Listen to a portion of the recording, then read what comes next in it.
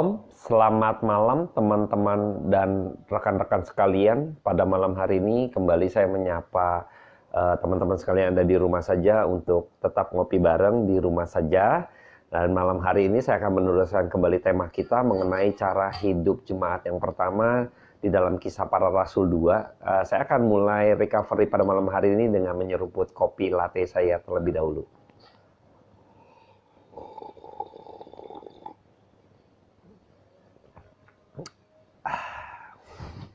Menikmati kopi dan sambil kita merenungkan kebenaran firman Tuhan. Saya seruput lagi teman-teman ya.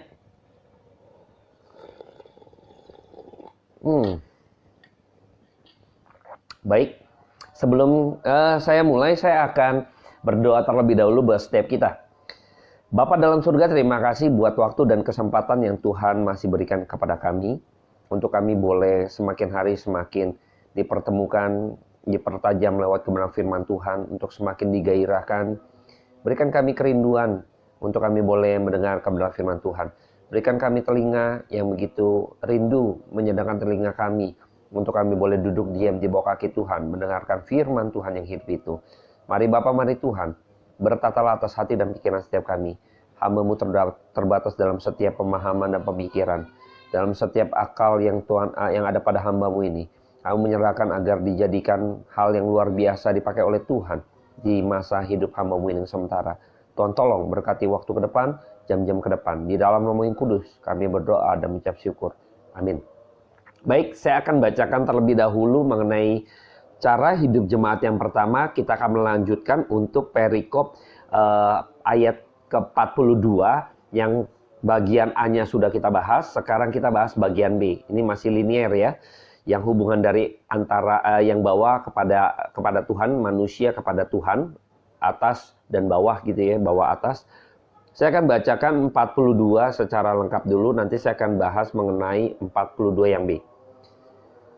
Mereka bertekun dalam pengajaran rasul dan dalam persekutuan. Ini 2 minggu yang lalu kita sudah bahas gitu kan, sampai 2 kali pertemuan.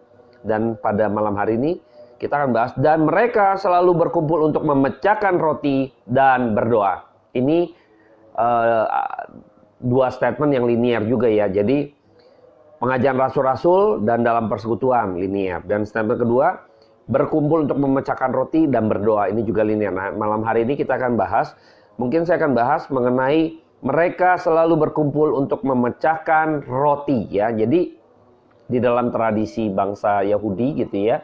Jadi waktu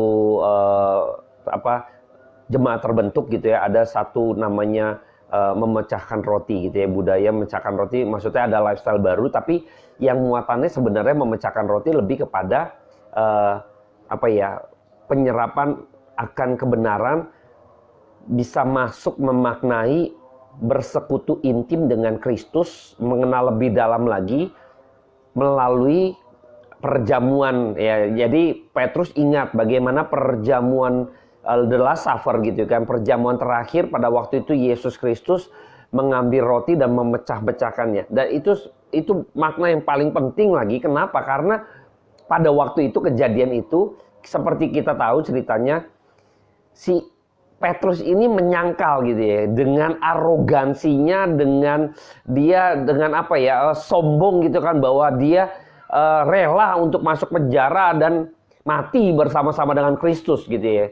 Padahal Yesus sudah bilang gitu, dia akan menyangkal sebanyak 3 kali. Nah, saya akan coba bacakan dulu, kita coba review di dalam perjanjian baru, di dalam saya ambil di Lukas saja kali ya, ambil di Lukas karena nggak terlalu jauh dari Kisah Para Rasul. Saya akan bacakan buat setiap kita ketika Petrus itu menyangkal Kristus. Lukas 22, ayatnya yang ke-31. Simon, Simon, lihat iblis telah menuntut untuk menampi kamu seperti gandum.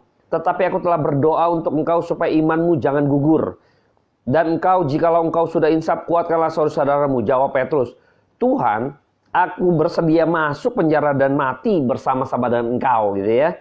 Tetapi Yesus berkata, aku berkata kepadamu, Petrus, hari ini ayam tidak akan berkokok sebelum engkau 3 kali menyangkal bahwa engkau mengenal aku. Waduh, ini kita tahu kisah ini. Jadi ketika itu memecah-mecahkan roti itu menjadi satu bagian yang benar-benar Petrus nggak bisa lupakan gitu ya kejadian tersebut gitu ya. Jadi karena di situ juga dia tahu perkataan Tuhan. Ketika dia menyangkal, ketika dengan kesombongan rohani, mungkin dengan kesombongan keberanian yang pada waktu itu gitu ya, dia akhirnya Kristus mengingatkan dia gitu kan, dan Tuhan berdoa, atau Yesus berdoa untuk Petrus, dan dia sangat ingat itu. Maka ada tradisi baru memecah-mecahkan roti, poinnya bukan makan-makan gitu ya. Nah, seringkali ada sesuatu yang salah di dalam saat ini kita ya, kadang kita persekutuan dengan orang-orang beriman gitu ya, makan-makan gitu ya. Yang dia omongin tuh nggak ada sama sekali yang benar-benar mendalami kebenaran firman Tuhan. Seringkali gitu ya teman-teman ya. Jadi banyak sekarang komunitas-komunitas mengadakan makan-makan gitu ya, perjamuan, kita menjangkau jiwa, misalnya makan-makan gitu kan, kita undang teman kita untuk kita makan bersama di rumah kita dan lain sebagainya. Tapi sebenarnya yang dibangun adalah hubungan antar manusia yang tidak menyelami kepada hubungan dengan Tuhan, atau bahkan tidak membicarakan mengenai hal-hal yang rohani, atau membicarakan mengenai kebenaran firman Tuhan, atau membicarakan mengenai Kristus, memperkenalkan Kristus. Tidak.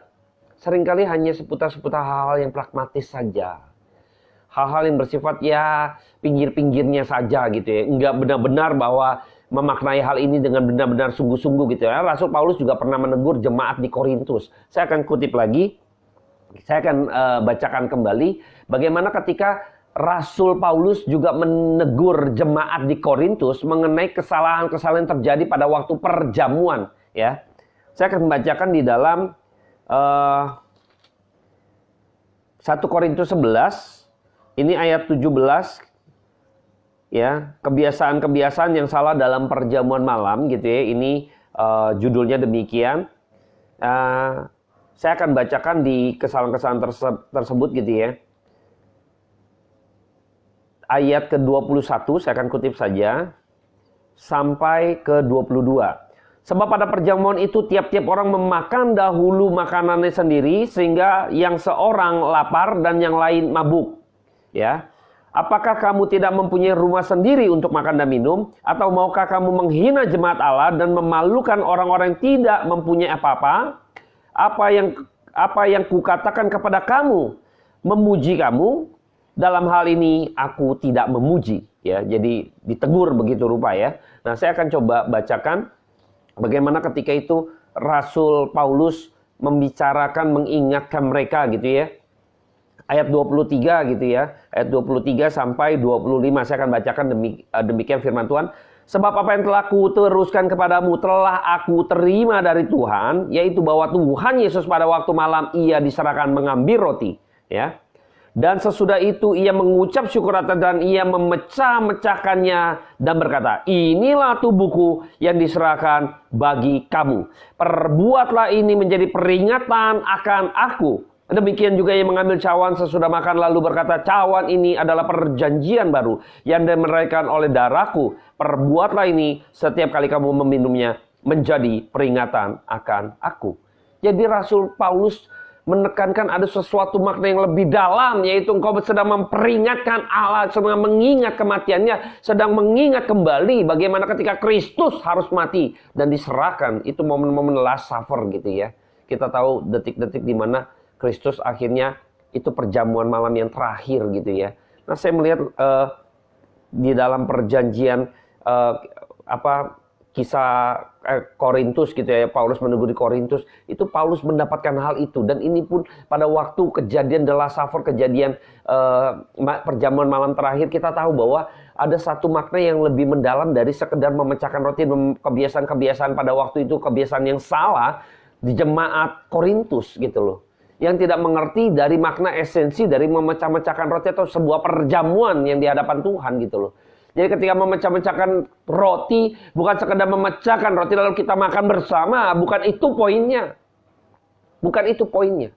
Jadi poinnya adalah ketika diingatkan kembali, Petrus mengingatkan kembali, dia teringat juga akan memorinya dia untuk kembali, dia bahwa pada waktu itu dia yang menyangkal Kristus dan akhirnya dia tahu, menyelami begitu rupa makna dari ketika Kristus mengatakan demikian, yang pada waktu itu dia tidak mengetahui apa-apa dan akhirnya apa yang dikatakan Kristus benar terjadi. Dia menyangkal Kristus. Padahal dia mengatakan, aku rela masuk penjara dan mati bersama engkau. Tapi Petrus akhirnya apa? Menyangkal. Nah, maka dari situ dia benar-benar menyelami, benar-benar memecahkan roti. Peringat inilah tubuhku. Setiap kali makan, mengingat Kristus. Ini kita berbagian dalam keintiman dengan Kristus. Menyatu dalam tubuh Kristus yang sudah tercabik-cabik. Masuk dalam penderitaan Kristus, kita mau dibawa menyadarkan kembali dalam setiap kehidupan kita. Kita harus ingat bahwa Kristus sudah mati buat saya. Kita ini yang fana, kita ini yang berdosa, kita ini yang hina, lalu Tuhan mati menggantikan saya. Yang harusnya saya disalibkan, yang harusnya hancur tubuh saya ini. Binasa oleh karena maut, karena dosa yang menuju kepada maut. Kita sadar akhirnya Kristus rela dipecahkan tubuhnya, dibagi-bagikan, hancur begitu rupa untuk menebus Anda dan saya. Ya, setiap kali memakannya, kita diingatkan kepada Tuhan. Yang ada dimensi kita diingatkan kepada Tuhan.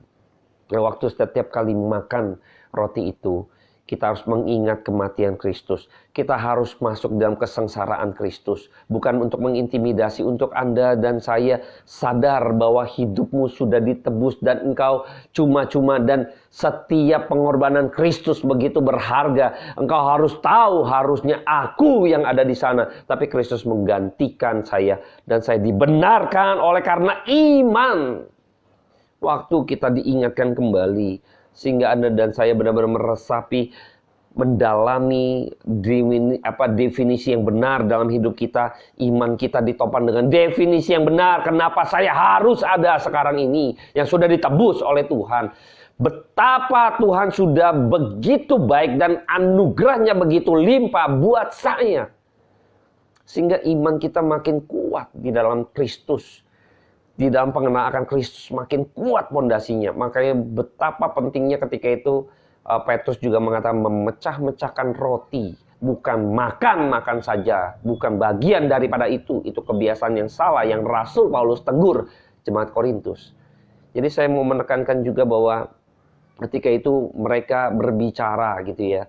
Itu makna yang pembicaraan Kristus pada waktu perjamuan The Last Supper itu, perjamuan terakhirnya, itu menjadi bagian-bagian dari harusnya kita menyelidiki dengan begitu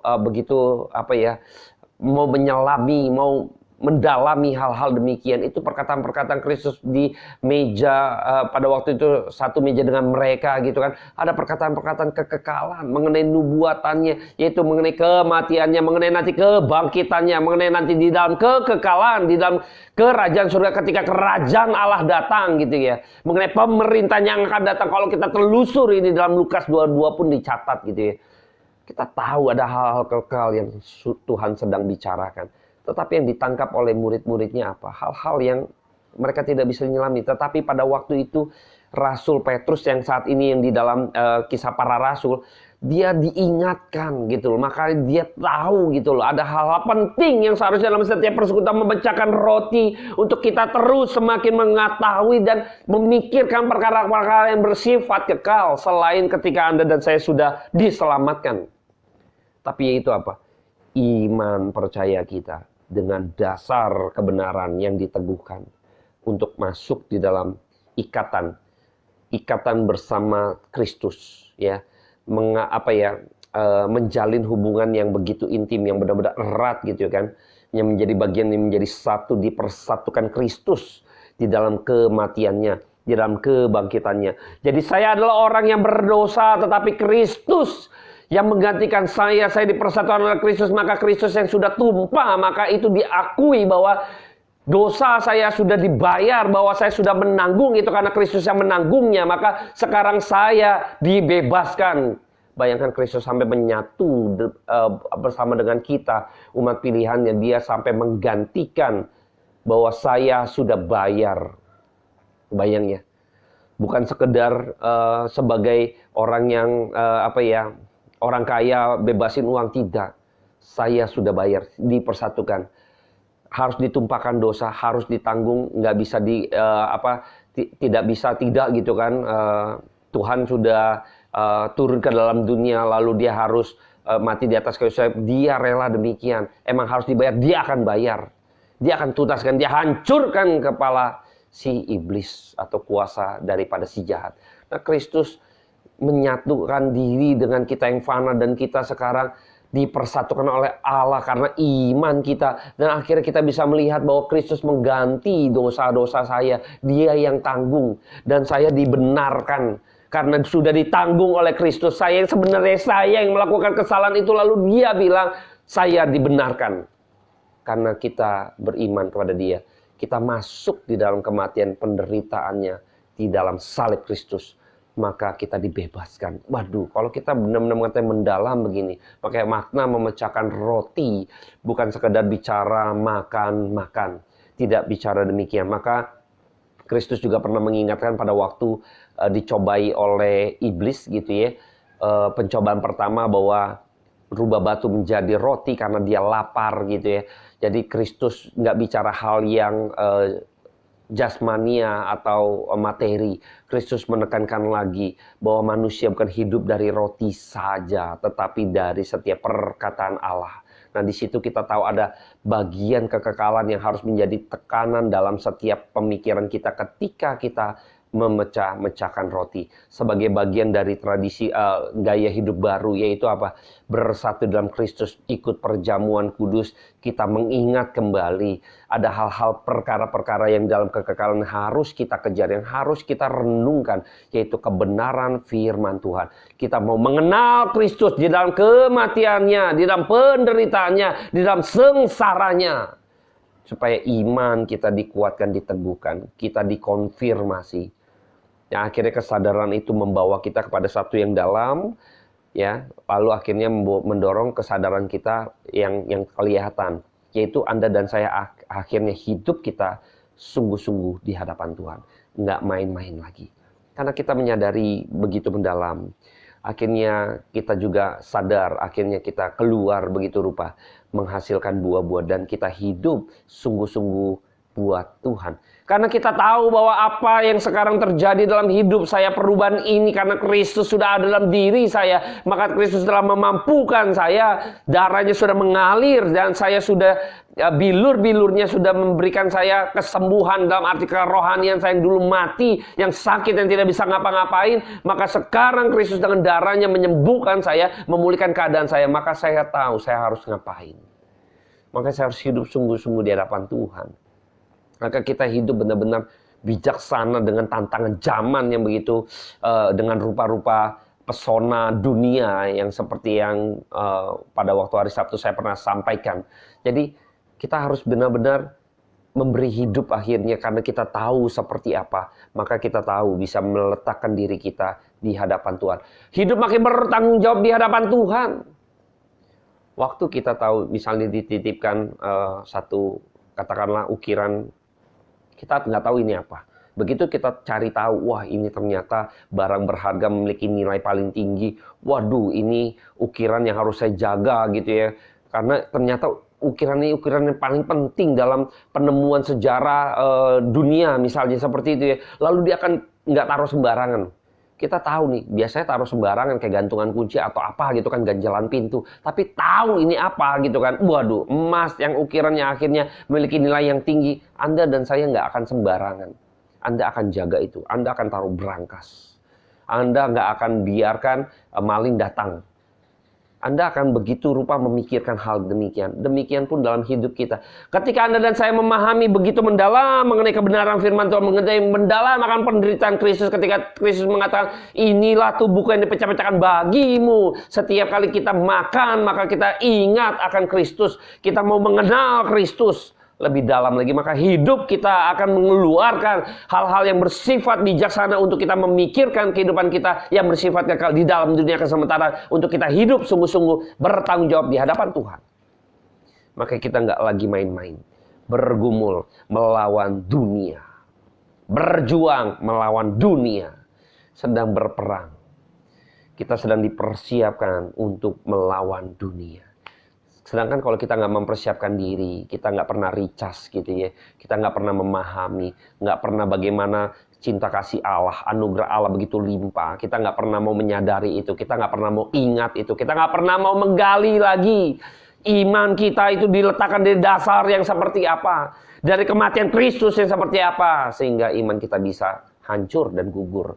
Jadi saya berharap pada malam hari ini kita sama-sama merenungkan kebenaran firman Tuhan, benar-benar mau memiliki kegairahan yang sungguh gitu, untuk memahami makna ketika kita perjamuan kudus. Biasa setiap masing-masing gereja, setiap paling tidak sebulan sekali ikut perjamuan kudus gitu ya, makan roti bersama-sama. Itu sebagai bagian daripada kita mengingat lagi.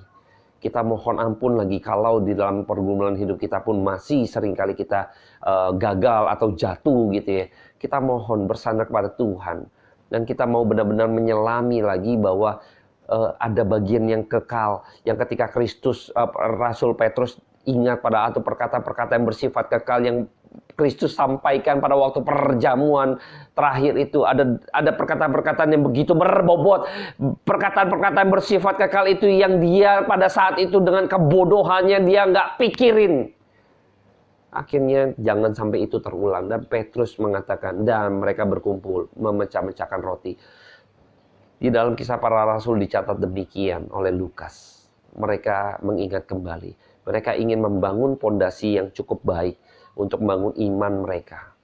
Dan sampai seperti 12 rasul pada waktu itu, Kristus ditangkap, semua bubar, kucar-kacir gitu ya. Semuanya pada, ya gitu kan. Termasuk Petrus pada waktu itu ya. Jadi Petrus sadar, tahu dia pernah mengkhianati Kristus. Maka dia nggak mau lagi, dia mau bangun imannya dengan benar. Membangun iman jemaat di dalam Kisah Para Rasul ini dengan baik. Dengan pengertian, tadi pengajaran rasul-rasul gitu ya, dalam persekutuan, memecahkan roti, dan next lagi kita akan bicara berdoa gitu. Ini hal-hal yang linear.